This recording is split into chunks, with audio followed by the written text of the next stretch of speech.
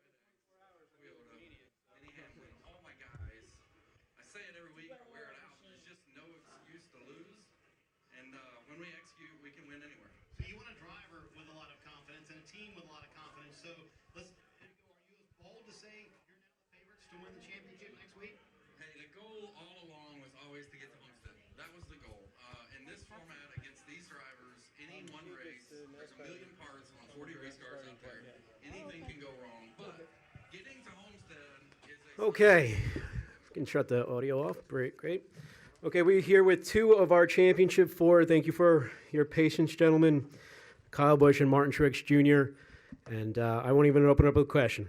I'll throw it out to the media. Raise your hand if you have one, and we'll get a mic to you. We'll start up front with Jeff. Unless I'm completely missing something, this is the first time a team's had 3 guys in the Final Four. So how are you guys going to handle this week? Will you guys treat each other or share info any differently than you normally do? I wouldn't think so. I mean, I don't know. I can't speak for everyone, but I feel like we're all here because we work together. Our teams work together really well. We've got a great group at Joe Gibbs Racing, and I would assume all the way till Sunday morning we'll probably all work together. But that's just what I think. So we'll see what everybody else wants to do. Yeah, no, I agree. I think we've done that. We've done that in the past with Carl and myself, and I wouldn't imagine it would be any different now. It's just a matter of all of us doing what we do throughout the week for preparation and everything, and getting down there. And last year Martin and myself were in, and I guess he wasn't really a teammate, but in reality they kind of still were. And we worked together all the way to Sunday. They were really, really fast and better than us. Same with Carl. He was fast in that year, and then the 17, right, when you won, we were really fast, just didn't have track position. So I think Denny said it best in the piece that we did for Fox, which was just, once you start to kind of hold back anything, then that just can kind of snowball and be bad for everybody. So I agree with him on that. Go over here to Davey and Kathy. If you do have a question, please raise your hand again so I can get a count. Davey Siegel with Front Stretch. So obviously it's always good to have a teammate win, but was there any part of you guys that was saying, well, I would rather not compete against Denny at Homestead since he has a really good track record there? No. Compete against the 4 best guys, right? Yeah, I mean, the reality is if you want to win the championship, you're going to have to win the race at Homestead.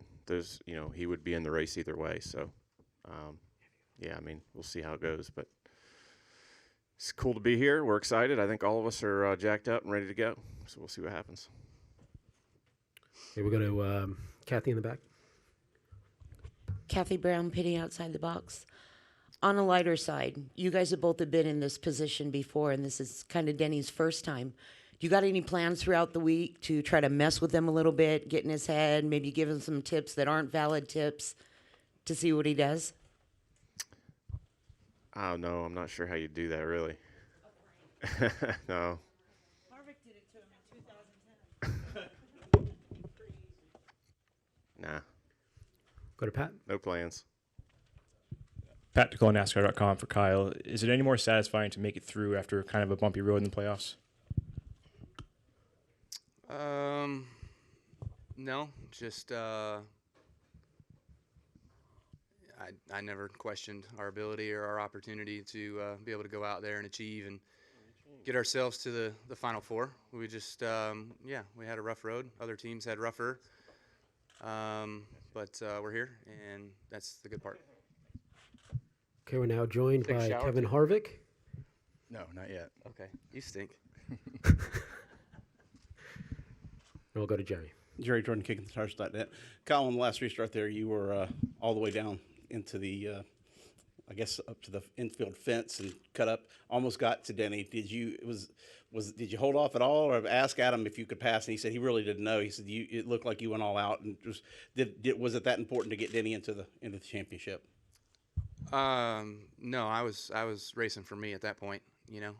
Denny was on the outside and had control of the restart and everything. I was trying to get by the 12 and do what I could. I heard for a moment we were 3 wide in the corner, and I lost front grip because I went that low and just got dirt on my tires. And then once it recovered and I got up off the corner, I was luckily I was ahead of the 12 already, but I was behind the 11. So once that happened, I couldn't really get close enough to the 11. So 2 tires is better than 4. Any questions in the press box? Huh? Who? Denny had 2. I had 4, and I wasn't even close. None for the press box. We'll stay down here and go to Jeff. This is for Kevin. You had said that you wanted to use this weekend as a look at next year. Did you feel like you guys were able to make some gains on anything, or do you feel like less sure of yourself after this? No, I think we're pretty confident that we're, like a 5th place car. I think that's about what we thought coming in here, and that's about where we were the first race. So we just gotta do something different. We'll stay up here with Justin. Justin Schuler, Speedway Media. This is a question for all 3 of you. Aside from Jimmy Johnson, if one of you 3 win the championship, you'll be the only other driver with multiple championships. Any thought on that? Or I know it's a what if, but if you do, any thoughts on being the next guy to have multiple championships? I think it'd be great. Okay, any other questions for? Oh, go to Bob. Bob Hawkers, Fox Sports. For any of you, if NASCAR were to try to maybe cut the spoiler a little bit for these tracks, there's a ban on that teams can't develop new parts and pieces. Is it realistic that they could cut the spoiler, or if they cut the spoiler, would you need new parts and pieces? I mean, obviously, it looked like it was tough to pass today, especially if you had 4 tires at the end. It's been like that. But this is the championship next year. Yay. Whoever gets the lead. Bye-bye. We'll go over here to Michael.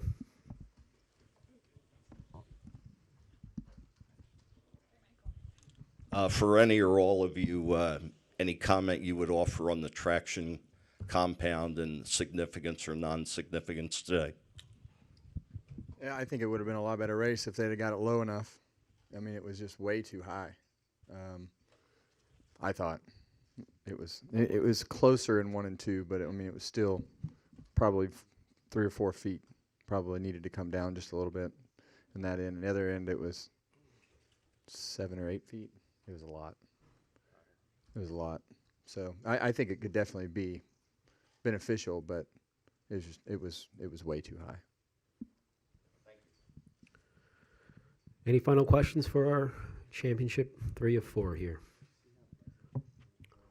All right. Thank you, gentlemen. Good luck next week in Miami.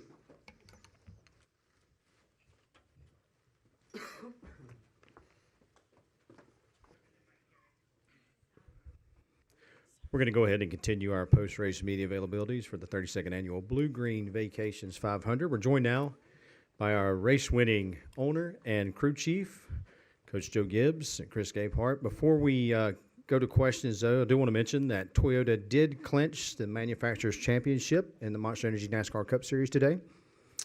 And before I open up to the media, Coach, you've been around clutch performers your entire career. You guys came in here not in a must-win, but pretty close to it, 20 points down. How would you rate Denny and the 11 team's performance today? I think Chris and Denny, we went 37 weekends. You race short track, road racing, intermediates, all the things that you got to do. And then it comes down to having come to a place like Phoenix and say that you have to win. And that is so hard in our sport. It's you're racing the best people in the world. And so I couldn't be happier for Coy, myself, JD. I called Melissa, JD's wife, and Pat, my wife, and said, JD's going to get to go to Homestead. He's going to be on that car. I really think he's been a part of this whole year for us in the 11 team. I was emotional today and still am. I can't thank everybody enough. It's a thrill for me to be a part of this, and it was just an awesome day for us. We'll go ahead and open it up to media. If you'll raise your hand, we'll get a mic to you. We'll start with Wolfgang, then come to Jeff, and then here. I have two questions. Go ahead, Wolfgang. First of all, congratulations for you both. One question to Mr. Gapehart, one for Mr. Gibbs. Chris, you called in Danny, I think, at the last caution to get 2 new tires. In case the caution had not come up, could he, in principle, had carry on with the existing tires, with the old tires? Yeah, no, we had no issue. I was definitely not wanting to see that last caution. I would have been great with a nice, boring walk-off home run, but it did not turn out that way, and forced to make a really tough decision. And again, I've done it several times now. We have to come up with a different play, but winners want the ball, and Denny Ham was the winner. So I'm going to give him front row restart and let him get it done, and he did it again. Okay, and one question to Mr. Gibbs. You have now 3 cars into your final round in Homestead next weekend. Will you sit down with the drivers before the weekend and discuss driver discipline? Yeah, basically what's going to happen is we work together. What I love about our sport is we work together at the race shop, try and prepare things, solve problems. And when we get to the racetrack, it'll be 3 cars going for it. When you think about this, 3 drivers won a championship. Their sponsors mean so much to us, each one of them. And it's a separate story, each one of those. And I think it'll be an all-out effort. You got Harvick in the middle of it. And I think it'll be a great weekend. But I do love that aspect of our sport, which is totally different. You know, I was in football. That's one team. You're trying to win with one team. This is 4 teams. And then when you get to the racetrack, it's 4 teams competing against each other. So I love that aspect of it, and I'm thrilled to be a part of it. We'll go up front here to Jeff. For both of you, I'm just curious how you see this week going. I mean, will it totally be just business as usual? Will you treat information sharing, everything all the same? Do you think the drivers will have any tension or anything? How will you manage that, and how will that all go? Obviously, this is the first time something like this has happened. I would say that there will be some separation this week. Guys will be making preparation. The crew chiefs in particular, we all meet, and we'll meet tomorrow. But I would say that will be different. But I think in our preparation and everything, there will be some division this week. And I would say at the racetrack, obviously, it's going to be, our 3 teams going for it as hard as they can, each one of them. And I think if you if you think about that, the drivers, how important that is. Denny obviously has not won a championship, and so you can imagine how hard he's going to go for it. Chris is running the show there, has done a fantastic job this year with him. And so you can imagine Denny's situation. Then you got Kyle, would love to have it, is going to go after it as hard as he can. And for him today to be able to finish second, and have all the pressure of during the race with Joey and everything. And then Martin. So it's a thrill for us to be a part of this. This is going to be a kind of a wild week. And I think it'll be an unbelievable race. I think our fans will enjoy it. I think you got 4 heavyweights in there, and everybody has a reason to want to win it. And like I said, I just hope everybody will go to JD's website, jdgibbslegacy.com. And it's been a thrill for us this year and our family.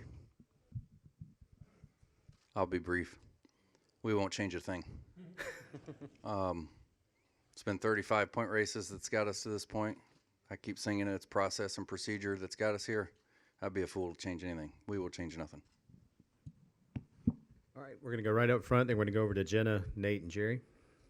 Justin Schuler, Speedway Media. First off, Coach, congratulations on getting 3 cars into the playoffs, and Chris, congrats on the win today. But Chris, when Elliott wrecked, did that change any kind of game plan at all or any mentality? Obviously, it was a battle between Kyle Busch and Logano being so close in points, but it was also a battle potentially going into today between you and Elliott, who appeared to be 2 of the faster guys, and obviously that showed off in the first half of the race. Did that change anything at all? No, other than, Chase Elliott and that race team, such fierce competitors, you've always got to keep an eye on them. Doesn't matter the scenario. But honestly, I knew pretty early on, and certainly after the first adjustment, that we had a car capable of winning the race. And then it's just a matter of executing. You hone right in on your scenario, your game plan, what it's going to take to get it done. Execute whatever play you gotta come up with next. And those are great days. I mean, those are the days you want to have, when you kind of control your own destiny. And I knew pretty early on there we were going to be as in control of it as possible. And fortunately, it all worked out. We'll go to Jenna, then Nate, then Jerry. Hey, Chris, Jennifer, AP. Denny's had 2 different mindsets going on this week. He said the it's not over thing, and he also has had, Mark Martin, if we don't win, if we don't make it, I'm not going to be disappointed. I understand that you did not like that comment from Denny. Can you talk us through that? How you understand that? Because Marty said it live in the race. Yeah. Oh, okay. National TV. Gotcha. Yeah. Thanks, Marty. Yeah. Appreciate that. So I guess I'm rookie to all this. I have to say off the record in the future. You do. Okay, you do. gotcha. But I would like this on the record. So what you thought of Denny's 2 different kind of visions for this week? I think Denny is pure class, and him recognizing Mark Martin and Mark Martin's success in this sport, and how he would be completely content with his career in a similar situation is the answer I would expect from him, because he is a champion, and regardless of whether we go win next week, he showed everybody why today. But that's not my job. My job is to be the leader of this race team, and every one of my players needs different motivation. And from me, then he gets constant pushing. And I don't expect him to share what was said between the 2 of us, but I told him that a week from now, we're going to put that to rest. And if we don't, it doesn't matter. Because, again, to me, he proved what a champion he is this weekend. And next week is a free roll for us. It's going to be a lot of fun, and I'm looking forward to it. Let's go right here in the middle to Nate, then Jerry, then Pat. Nate Ryan, NBC Sports. For Joe, so the final restart, you've got the leader on 2 tires. You've got a team car in third on 4 tires and ends up finishing second. I mean, what? And if he finishes ahead of the 11's out. So how'd that feel? Believe me, that was a serious heartache. You were at questioning that me point. quite a bit, weren't you? I went to my knees on that one because I knew exactly. I saw all of a sudden Chris took 2, and then Kyle sitting there with 4. I said, this could be a mess, and matter of fact, early in the race, you probably heard Denny go to Chris, "Hey, I apologize for my restarts," or something like that. I just haven't been able to get it done. And so anything could have happened. And if you think back to Homestead in the past, it has happened to us. And I was afraid of that would play out. So that went through my mind. I don't think I'll ever forget that, Carl, and everything that happened at Homestead that time. And that's the reason why our sport is so hard. And to go through this, the current way that we have it set up, these little 3-race playoffs, you got to really go through a lot to get here. I think everybody right now is kind of exhausted. But we'll go home, rest up, and get after it. Do you root for the 11 at that point? I mean, you're not rooting for the 18, right? Well, had the 18, if he had won that, obviously that'd been great for Kyle, but it wouldn't have been as good for the race team. And I think Kyle went after that as hard as he could. And, I think he got out of the car and said, I had 4. I think he was upset with everything that happened. But, if you would just say it worked out the best for the race team, yes. We'll go to Jerry, then Pat, then Bob. Jerry Jordan kicking the tires on that. So you're saying there were no team orders? Believe me, it wouldn't do any good if I had team orders with this crew. If you tell these guys at the end to win a race or don't, back off. I don't think that's going to work. You've seen us in the past run over each other, so I think we got a history there, pretty good history. Now, I appreciate, like I said, each one of these guys has their own career. They got their own sponsor. And it means so much to them and everybody that pulls for them. And they got the crew chiefs and the teams. It's just, that's the only way to go after it in this sport. And I think our guys do that. Chris, for you, did you get a pit in your stomach when you saw Blaney take 2? No, that sealed it for me. We had enough of a lead coming down pit road that I was afforded, and where we were on pit road, I was afforded the luxury of paying attention to what 6 people were going to decide to do, to try to, in those milliseconds, determine what the starting lineup is going to be based on my choice. So I told my guys right up to the last second that I could change it from right sides. And I wish it didn't happen the way it did, but what you caught was a live version of second guessing yourself when I come on the radio and said 4 and then said go.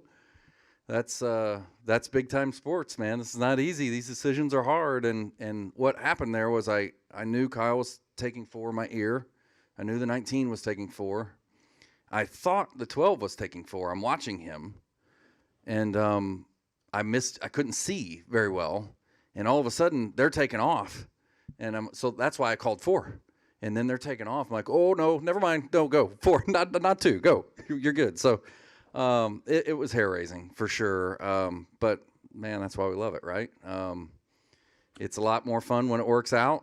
But if it worked out all the time, it wouldn't be special. So it doesn't work out sometimes. And I love that just as much because it makes these moments even more sweet. It's funny for me that right there, what happened, that reminds me so much of being on the sidelines. I've done that. I've done that 100 times. That's what Chris went through. It is awful to be there in the eye of the hurricane and have to make a call like that. We're going to go right here in the middle to Pat, then Bob, then to Lee and Michael. Pat Nicole, NASCAR.com for Chris. The Gatorade bath, was your laptop in your backpack, and are your Miami notes uploaded to the cloud?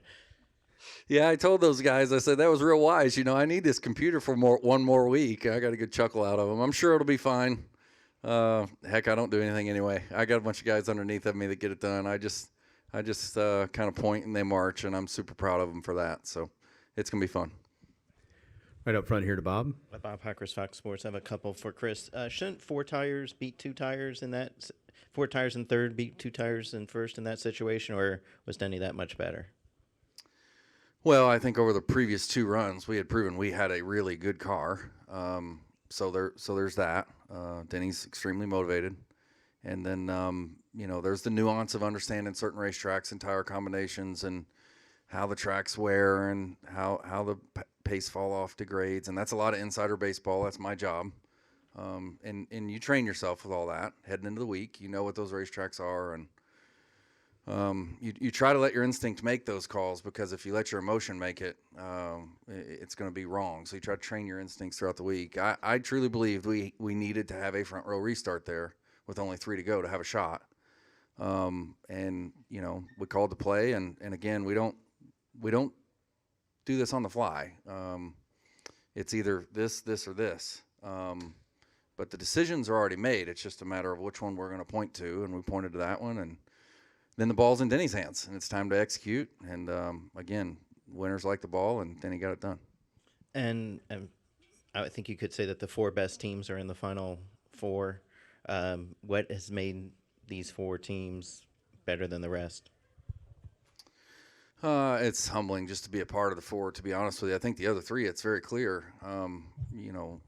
Rodney and Kevin and Adam and Kyle and Martin and Cole have consistently for years now proven why they are the best. And myself, I'm just a newcomer, was tasked with a job from Coach and everybody at FedEx and Toyota and Denny, and just so thankful that they believed in me and gave me the reins to get it done. At any point in time in this year, with the position that Denny was in, it would have been very easy for him to keep his thumb on me and make sure this rookie doesn't get out of line, and, hey, are you thinking about this, and do you realize that? I never got any of that out of Denny, not one time. And I think that shows you what a professional he is. He understands that my job is to lead, and if he second guesses me, that's only going to be bad. It creates doubt and uncertainty. And so he gave me the leash I needed to get going, and quickly we all marched in the right direction. And I'm just glad that yes, I do feel like we've proven ourselves to be one of the 4 best race teams this year. And for me, Homestead's one race. There's 40 race cars on the racetrack that have 1 million parts on them that could fail at any time. For us, winning the championship was making it to Homestead. That was the goal. I know Denny will tell you the same. So for us, honestly, Homestead is a free roll. We are looking forward to going out there and racing and letting the best man win, and whatever happens, happens. We'll go in the middle to Lee and then over to Michael. Lee Spencer, RacingBoys.com. I know we asked you to this at Bristol. Same question. What is it about Denny over this season that is different from other seasons? Because, you talk about the maturation of a 38-year-old man, soon to be 39, but this is a different Denny than we've witnessed, probably throughout the course of his career. Well, I think for sure, if you think about last year, really Denny doesn't win a race. That's why when we got to Homestead, Chris coming on board, I think was huge. But I also think there were other things that happened there, JD and everything that happened with that. And I think it was an emotional thing for everybody, our family, our race team, and everybody. I think that was, I really feel like there was a huge part of it. Appreciate Chris and his leadership, and I think Denny just made up his mind, that he was going to go and change things this year. And if you think about that, how hard that's to do when you don't win a race the year before. I think probably that. I do think there was a lot of emotion. I think JD did find Denny. I think everything that took place up to that race, nobody can deny. I don't think that was by happenstance. We'll go to the far left to Michael Knight. Hi, Michael Knight with the Arizona Republic for Joe. Thinking ahead a year and putting your team owner's cap on, you've made many references here in your comments about the sponsors and the drivers each have their own responsibility to their individual sponsors. From both a competition standpoint and as a venue for your corporate CEOs and marketing officers and so forth to come and be involved in NASCAR. What are your comments on Phoenix's the end of 2-0 schedule? Well, one thing I said to Jim France when we were standing out there in the winner's circle, what's been done here, this racetrack, I think is phenomenal. We had a great crowd today, packed. I went up and did hospitalities in those suites. Those suites are awesome, I got to tell you. And so this is a huge deal for our racing series. As you guys know, that NASCAR's made some huge efforts with Jim leading the way to really do and work on a lot of the racetracks and improve things. I think it's huge for our fans. I think they showed up today. I think it was a great venue. And I really appreciate I did 6 hospitalities today. 6 of our biggest and best sponsors were all here. That's a huge deal for us. I'm bullish about our sport. I mean, we've got some of the biggest and best sponsors on our cars. We've had 5 of our biggest re-up with us over the last 18 months. I think they don't do that unless they see value. We got social and digital. You guys are a big part of that. We have 38 weekends, a huge number of weeks where we have content and social and digital. Our B2B is really growing each and every week. We got one whole group of our staff that deals with nothing with B2B. And so I am bullish on our sport. I appreciate our sponsors. Toyota has been such a, you can imagine when you get companies like that in our sport, what that means to us. And we're thrilled to have our partners that we have. So I'm excited about the future. We're going in the middle to Davey. Davey Siegel with Front Stretch. Questions for Coach. I saw Ty was watching the end of that race at the 11 pit box. What do you think of his performance last night? I was thrilled for Ty last night. We didn't pass inspection, so he had to start in the back of the field. And when he got up there about halfway, I was really proud of him. He had about 4 restarts at the end, and so we're thrilled with Ty. I got 7 grandboys and one grandgirl. She's horses. I found out that's expensive. But the boys are all in stick and ball. That's much more reasonable. Ty, from the time he was 2, wanted to race, and we're thrilled and thrilled to see him get an opportunity. So that's going to be fun. We'll come right up front here and finish up with Dustin.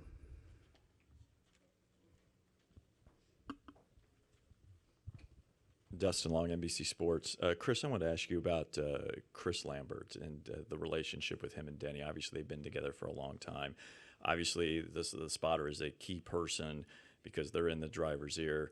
You've come and, like I say, changed the culture, but kind of certainly had your impact on things. What were some of the things that you tried to work with Chris, and how has he been a factor in kind of the molding of Denny in a way? Because obviously if you don't have the spotter on board, everything becomes a little bit more challenging. Yeah, that's a good question. Chris has been a real sounding board for me, more so in the beginning. You have to remember I was an engineer on the team for Denny in 2015, so I have worked with Chris for a year and worked with him for a year on Brandon Jones's side, and with Eric Jones. I've actually worked with Chris a lot, and so as I'm finding my way in this race team and learning how to build this relationship with Denny, Chris was an integral part in helping me understand what would motivate Denny, what wouldn't, how to address him, how to lay the foundation as I go. And then in return, I think what Chris would tell you is, having driven myself never at this level, I'm able to articulate and provide feedback to Chris like maybe he hasn't gotten in a long time, in terms of the things that Denny might want to hear and when he needs to hear them and how concise it needs to be or not. And that can change on any given weekend, any given scenario.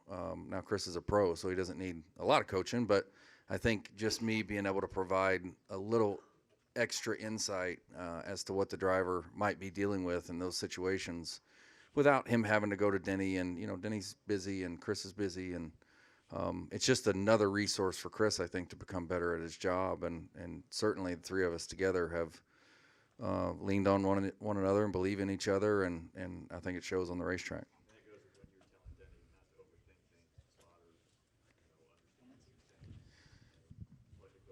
Well, yeah, I mean, it goes back to, like I said before, I firmly believe that in Denny's case, Monday, I'll call it Monday through Thursday, you work very hard to train your instincts.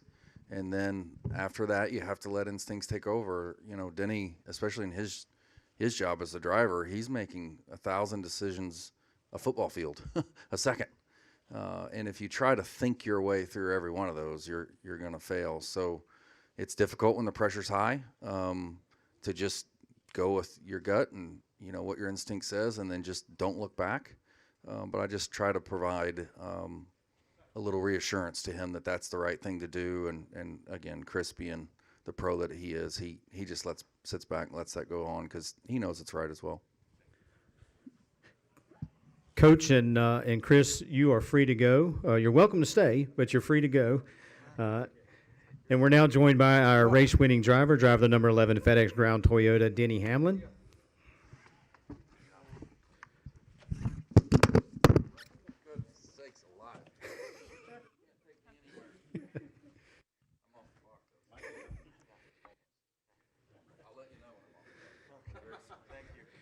Denny, congratulations on the win. We're going to go straight to the media for questions, and we'll start with Jerry. Jerry Jordan, KingOfTheTires.net. Denny, you came into this race, you said you were 20% odds to win it. Obviously, you beat those 20%. Talk about going into Miami, and technically, I guess, on the schedule, on the odds sheet, you're 25%. But is there any leeway there in those odds? You know, it's so many different factors that goes into it. I mean, how many times has the fastest car really won the race? I don't know exactly what that number is, but there's just so many elements that can take you out. It was looking like with that last caution, they were trying to find a way to keep me out of there, but it's just you know, like I say, it's so difficult to win these races. So when you do and you execute the way we did and perform the way that we did, you always feel like you got a fighting chance. And I knew at the end of the race last week that we were going to have a fighting chance. I had all the parts and pieces I needed to go to a Phoenix and win the race. But it's all the unknowns that you don't know about. So I just made sure I did my job, and Chris worked really hard and did his job, and it's great to have a result like that. We're going to go up to the press box for one, then we'll come back down to Lee and Jeff. Press box, go ahead. Chris Knight, GetTrends.com. Denny, congrats on the win. I was just wondering if your relationship with Chris, what's it like, or Chris Gayharp, what's your relationship like outside of the race shop? What have you guys done to build a relationship this year? Some drivers and some drivers and crew chiefs have gone and go fishing or go hanging out, go on vacations or whatever, just to get to know each other. What's your relationship with him on a personal level? We don't really hang out much outside the racetrack. We have a professional relationship, but I understand him really well, and I think that his history in short tracks. And my history in short tracks, we speak a lot of the same language, and that allows us to have a great professional relationship. And so I put my full faith in him that when I hit the racetrack, everything is right, and he's got me a race-winning car, and he expects me to drive it to the best of my capability each time I get on the track. So you don't have to have a extra relationship outside of racing or outside the racetrack to have a good professional one. And that's what we've got right now. We'll go to Lee, then Jeff. Lee Spencer, RacingBoys.com. What went through your mind when that caution came out at the very end? Shit.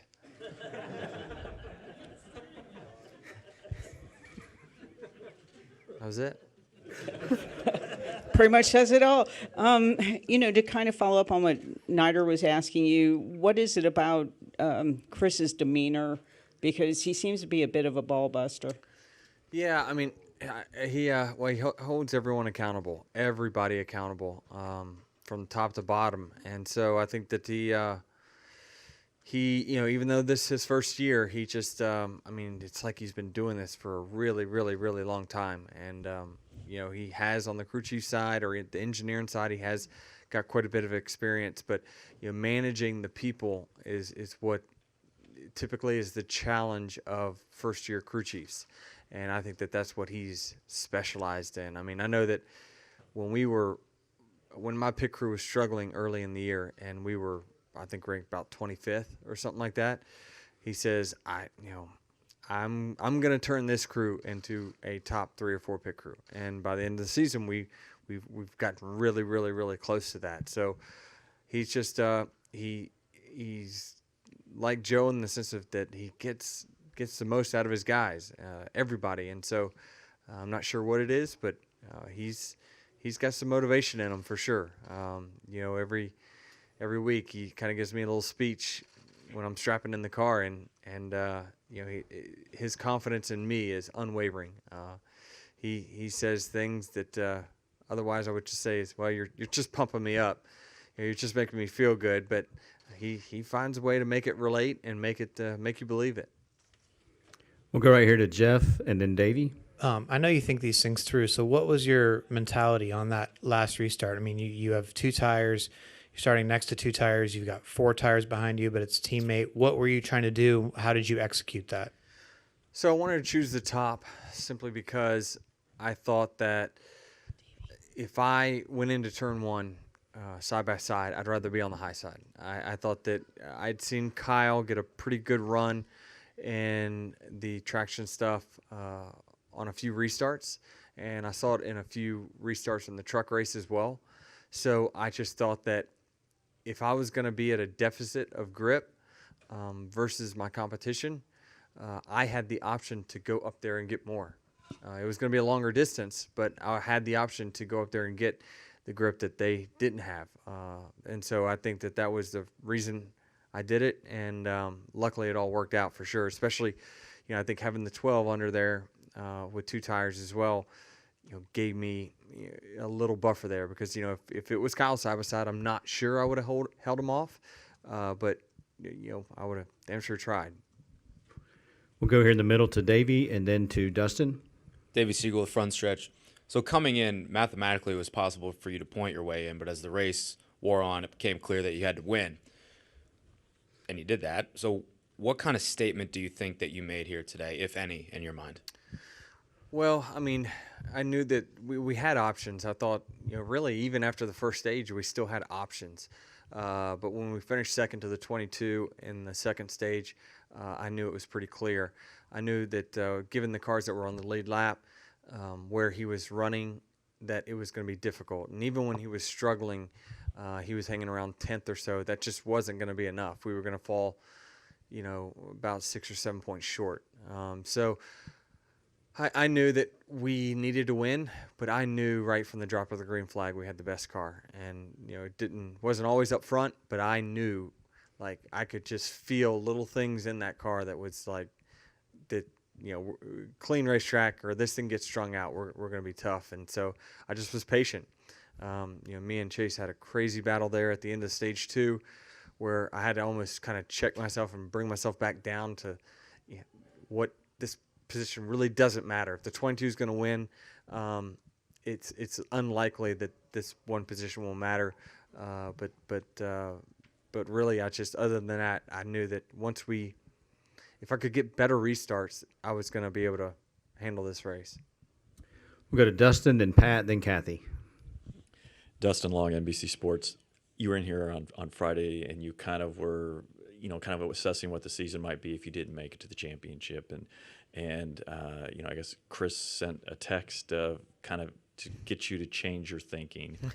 How blunt was that text and the message and how it maybe changed your mindset, or that message? Well, I always prepare for both sides, both outcomes. I mean, I mentally put myself in a position where I don't want to go out here and get crushed when we go out here and finish second, have a great day, and we don't make the Final Four.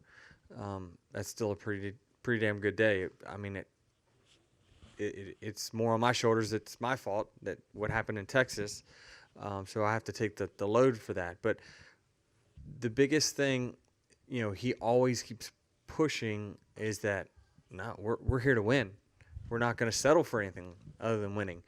But I'm more of a let's not get too high, let's not get too low. So I always like to put myself in the middle to prepare myself both ways. And so I don't think he does. I think he only prepares to win, and he'll deal with it if he doesn't.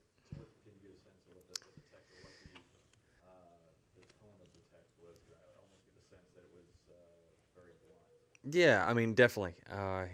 He's like, I don't remember exactly, but a lot of it is just like, well, expect more from yourself, and so something of that nature. And so I do. I mean, I expect to go out here. I mean, I knew after practice that we had the best car, but that didn't mean anything. In Texas, I thought we had the best car in practice, and I wrecked it. So I just think that he always just. I don't know if he thinks that like some weeks I'm more motivated than others, but I'm really not. I always want to win every weekend. This year in particular, I focus as much as I can on each given racetrack. But he's always there to just check up on me to make sure, see where my head's at, to make sure that I'm still as motivated as ever to go out there and capture the big prize. We'll go to Pat, then Kathy. Pat DeCola, NASCAR.com. Does this season have a different feel to it? Like, does it feel special? It feels different than last year, for sure. I think that this is very similar to 2010 in the sense of the car speed that we've had this season. There's similarities for sure, but it is very different. I think that this is a tighter knit group of guys. I think Chris takes a lot of pride in assembling this group of guys from top to bottom. I know, we kind of did an introduction with everyone at JGR maybe in January, something like that, and we sat around here and Chris talked about, here's what we're going to do. I just want you to see that this is the guy this is the team that's going to take us all the way. And of course, he's very good at motivation, and you say, all right, well, let's see how the season goes, and you win the first race and you set sail. But he really worked hard to make sure he had the best people possible working on that car from top to bottom. And like I said, when we had pit crew struggles, he says, no, I'm gonna there's more in these guys. I'm gonna get it out of them, and he has. Thanks. We'll go in the back to Kathy, and then the gentleman in the white hat. Kathy Brown, pitting outside the box. Denny, when you look at the three drivers that you're competing against for a championship, they've been with their crew chiefs for quite a while, the combination. You're going into this with Chris and looking at it through a fresh set of eyes. Do you think that could be used to your advantage, or do you see it as an advantage since you're going through it for the first time? I don't know. I really don't know. I mean, I know that there's no question when I get to the track on Friday and strap in and go run my first laps of practice that he has left no stone unturned. He has done the research. He's worked as hard as he could, coming up with a setup that he feels is correct, and I'm content with that. And if we're terrible, we're going to be terrible together, and we're going to go out there and we're going to finish fourth. But I'm confident that he gives me everything in the tank, and that's all I can ask for. So as a driver, you really enjoy working with someone that does that works as hard as he does. I mean, there's no set hours in our relationship. The texts come through whenever we think of it. If it's past midnight and I think of something, I send it to him right away. Sometimes he answers at 6 a.m. when he gets up, but definitely we have just an open communication that is really working well, and I think that will give us an opportunity because, if I was coming back to a racetrack where, hey, we did this last year and we didn't succeed, you will definitely have thoughts in your mind of, well, we shouldn't do that because remember when it didn't really work last year and we went down that path. So I think having a fresh start and a fresh set of eyes definitely could be good for me. We'll stay over here to the left, and we'll come up front to Bob and Nate and Jeff. Brock Beard, LastCar.info. You made a lot of mention of the 2010 season when you had the dominant car here at Phoenix, ran out of fuel, and then you struggled at Homestead. On a personal level, what have you done to change that? What have you changed really to come back and win this race today? And then looking ahead, what you're changing for your strategy at Homestead? I mean, yeah, certainly. I don't think we definitely weren't as dominant then as what we were today, but we still was leading in a very key moment of the race. Jimmy was struggling. You know, if you want to go as they run, like I was going to have to finish 25th or something at Homestead. It was going to be a pretty, nice, easy cakewalk, and nothing's a cakewalk, but you would think 25th is the way we were running that year. But running out of gas was very unexpected. That's why I kind of took it as bad as I did, because it really caught me off guard. There was just nothing that indicated we were even close to running out of gas, but we did, and I just didn't know how to take it. I mean, I just like I said, I didn't prepare for the what if it doesn't work out. I was only going there thinking, well, that's what I'm gonna come here, handle business, and go to Homestead and get the trophy. But I think over the years, we're almost 10 years later, I'm just more content with what I've accomplished in the series, and I don't need validation of a championship. I think that outside world feels like I need that to validate my status, whatever it is, but it doesn't change who I am. It doesn't change how I treat people or how I work. I'm going to work if I don't win this year, I'm going to work really hard in 2020. So there's many, many, many more opportunities I feel like ahead of me.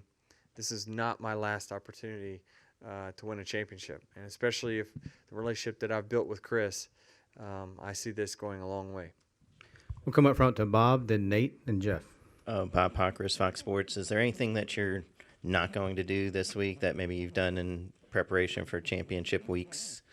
And I know you're also a guy who seems to have some of an entourage. Do you expect a big entourage still next Sunday? Definitely. We're going to have fun, no doubt. It's my birthday weekend. Homestead's always the birthday weekend, so I wanted to have 2 reasons to celebrate, not just one. But in 2010, I shut everyone out. Like, I didn't do any of the birthday stuff. I didn't hang out with anyone. I really I didn't respond to calls or texts or anything like that.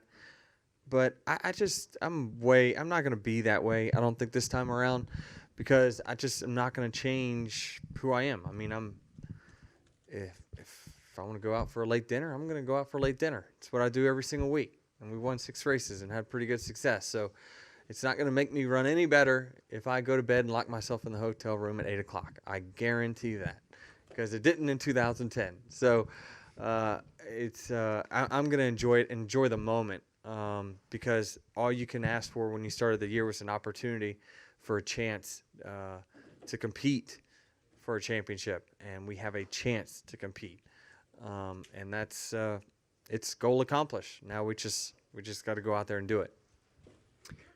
We'll go to Nate, then Jeff.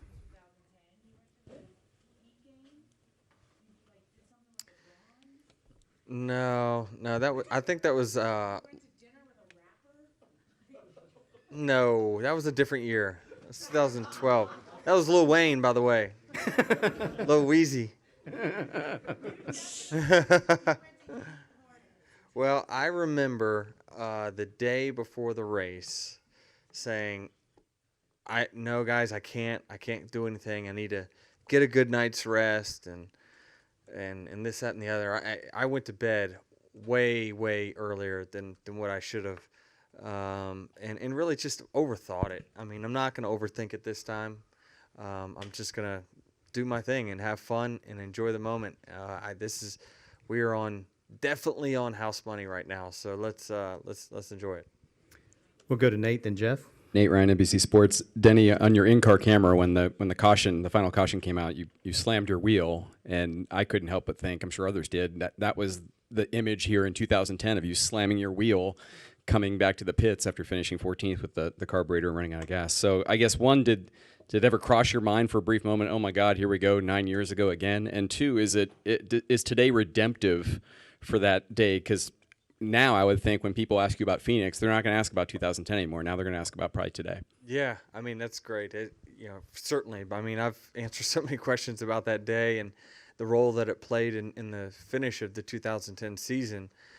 Yeah, I mean, it definitely didn't make me feel well that the caution, because you got to think, like, I don't even know who hit the wall, or I didn't see anyone with damage or anything like that. But obviously, if there was something on the track, I'm sure it was, legit. But from my standpoint, I was just thinking, gosh, guys, like, everyone knows what's at stake. Just keep your car on the racetrack.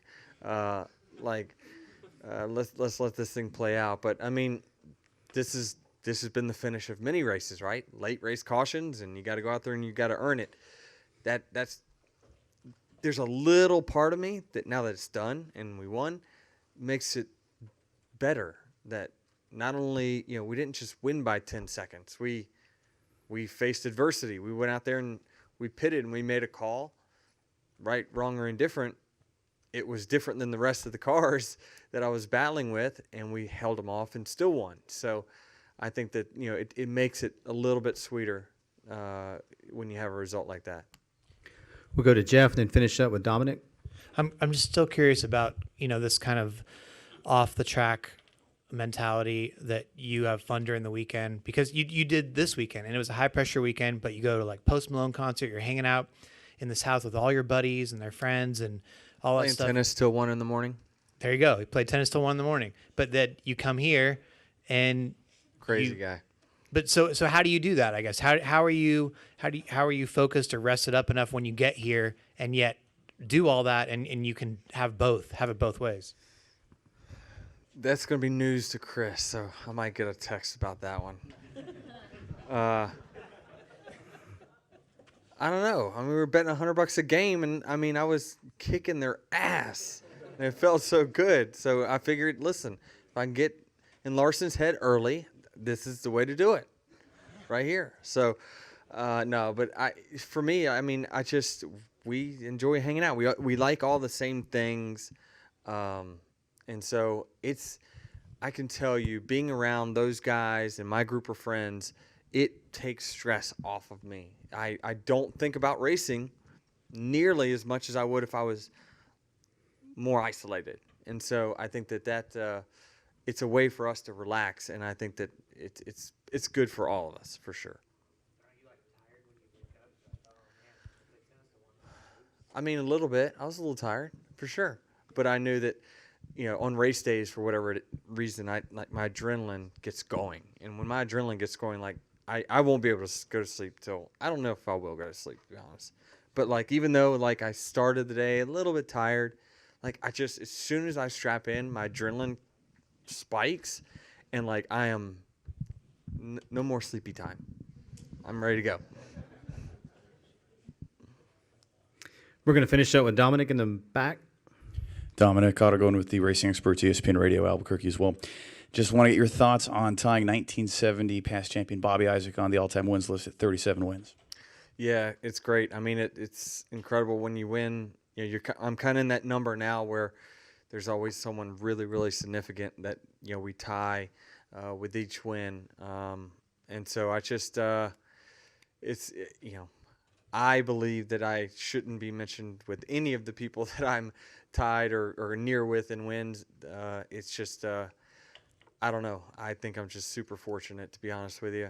Those guys I've watched, not necessarily Bobby, but a few wins ago, 3 or 4 wins ago, it was like Dale Jarrett tied with him.